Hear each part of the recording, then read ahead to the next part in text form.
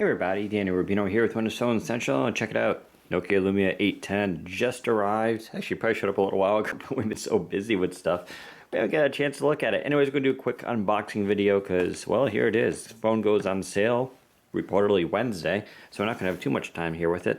And I'm totally being honest here, we have not taking it out of the box yet, so there you go. This is literally the first time me touching one. So there you go. It is obviously all black. I'll peel off the little cool stickers here, like all Nokia devices come with some protection.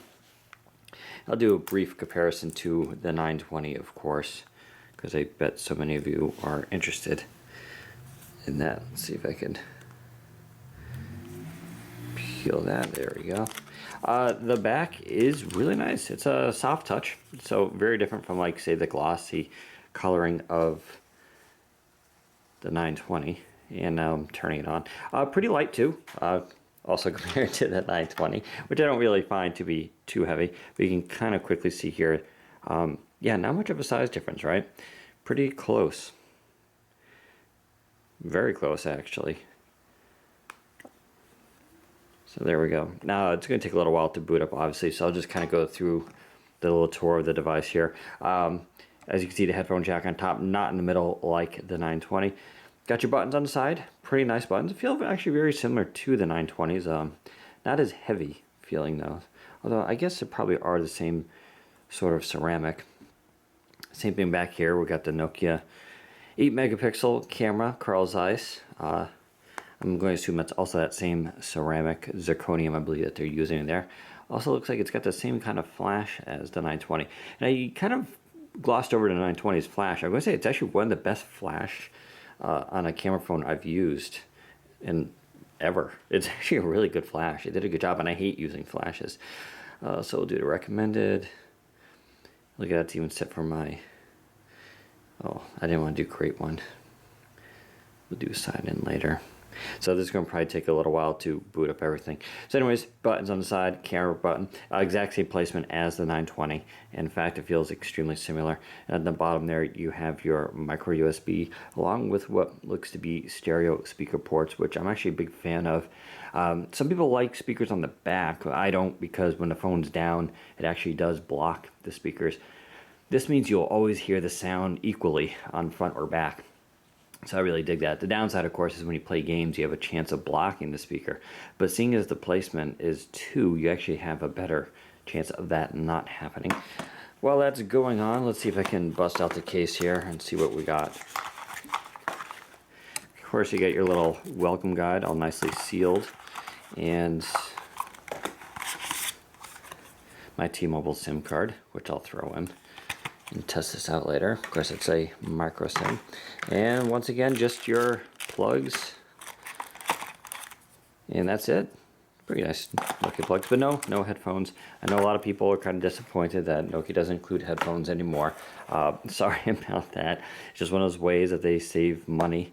This phone is expected to go for, I believe, $99 on T-Mobile, though don't quote me on that because I'm kind of rough on my T-Mobile prices right now. Device is still booting up. I'm going to quickly pause this for a second and we'll come back when it's ready. Okay, and we're back. I'm not gonna lie, that might seem quick to you because you didn't watch the whole thing. It actually took a real long time for that to install all my apps. So be it. I guess T-Mobile has a lot of cool little things in there. We'll do accept. And there you go, there's the OS. Now this is an 800 by 480 resolution screen, so what does that actually mean in reality? It's kind of hard to say. Now one thing is kind of cool about that screen is it's AMOLED, and I happen to like AMOLED a lot because the blacks look really cool on them. You can kind of see it there compared to the Nokia 920, and maybe here, I don't know. I'm gonna be honest, so having that high resolution screen on 920 is awesome. For those of you, though, worried about getting this phone because of the lower resolution, it's not really, you're not going to notice it that well. This is a really good screen. Nokia has done an exceptional job, in my opinion, of making these next generation devices just look really great, even at this, you know, quote unquote low resolution. I know you may want that higher one. I don't blame you, but you'll be pretty happy with this device as it is. It also has a dual core 1.5 gigahertz CPU, and of course it got the front facing camera, so it has quite a bit going for it. You can also change the back plates on this to put in wireless charging, so that is kind of a cool thing. Overall though, there you go. Bonus apps, VIP.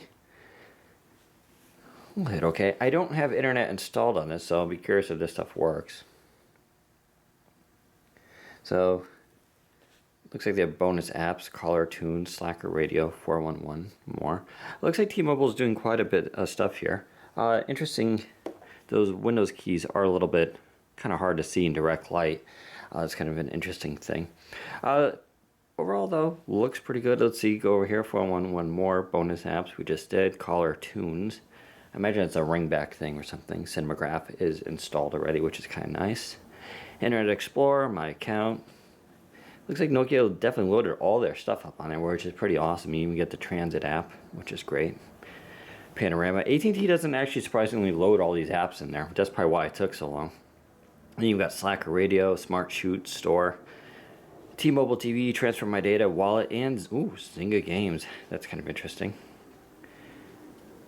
Of course, it's probably going to try to connect to my internet. Oh, there you go. So draw something and words with friends. Pretty awesome. We saw T-Mobile actually has what looks to be the full ad-free version of these games for the users for completely free. So they did some kind of special deal there, and that's pretty cool. If you play those games still. I don't, but whatever. Other than that, that's the phone right there. This color is pretty cool. Let's go under settings here and see if that's a T-Mobile color, which I think it is. And it is. It is called T-Mobile Magenta, which is pretty nice, actually. So you can see it's right there. Is it that much different from that magenta? Yeah, slightly. I tell you, though, it definitely looks bold on this device with the black colors. It really pops out and just looks great. So that's our first look there at the Nokia Lumia 810 for T-Mobile. I'll be doing a little bit more of a my first thoughts on it tomorrow. I get to play with it a bit tonight. So tune into WP Essential for that information. And of course, I'll be doing a review with this device as soon as we can. There you go. Take care, buddy.